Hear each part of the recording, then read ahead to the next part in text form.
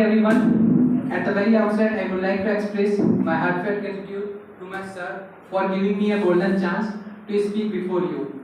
Hi, my name is Mohammad Kaif, and today I am here to deliver a topic that name is cashless economy. On 8 November 2016, our Honorable Prime Minister Mr. Narendra Modi demonetized the Indian currency of 500 and 1000 to prevent from the black money, and gradually we started paying by digital transactions, and the use of cash began to decline. The pandemic pushed up towards the cashless economy. In 2021, India overcame the US and China and became the first stand on the paying the money on online transaction. And this is because of UPI, Unified Payment Interference. But we all know that every coin has two faces, so there are some advantages and some drawbacks are also there of the online transactions. Today I am here to talk you about some advantages and the disadvantages of the UPI. Advantages are that today in the cities we use the online taxis like Uber, Ola or Rapido for going any places. And let's suppose you that you have to go to Sagarner airport to take your to take your flight to the Manali, and you go there by the Ola or Uber. But there are some rules and regulations of the airport is that they do not allow stranger vehicles more than 2 minutes. And imagine if your bill is of 463 rupees. 463 rupees you have to pay to the driver. But if you give 500 rupees, you do not have the exact amount 463 rupees. So you gave him 500 rupees, and he also do not have change. So there it will take more time. So if you have online transaction, so it will you save your time, and it will be efficient way to transact the money. And second is that it also helps to remove the black money. Like with the help of online transaction, with the overcome of the online transaction, the bribery is reduced.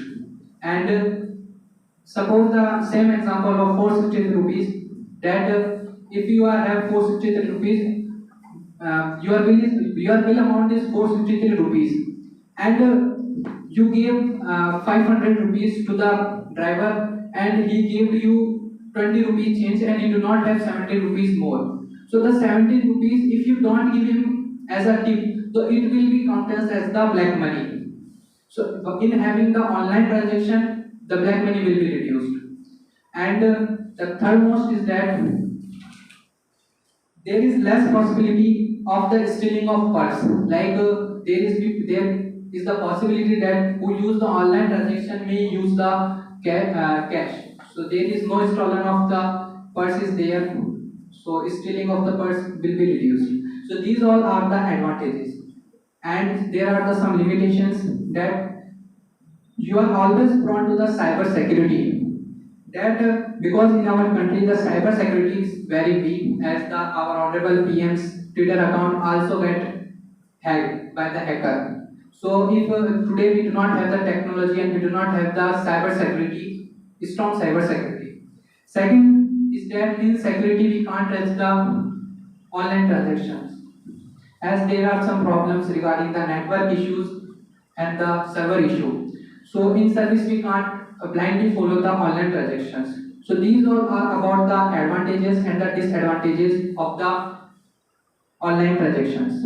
But we can't be fully depend on the online transaction, as today we do not have the cyber education.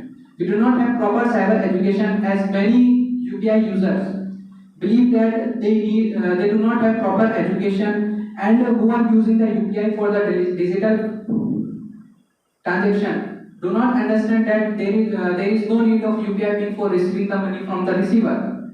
So in these ways the hackers are exploiting the UPI users. So with all these problems we can't make our country fully cashless economy, and 80% should be cashless, but 20% cash circulation should be necessary in our country. Thank you so much.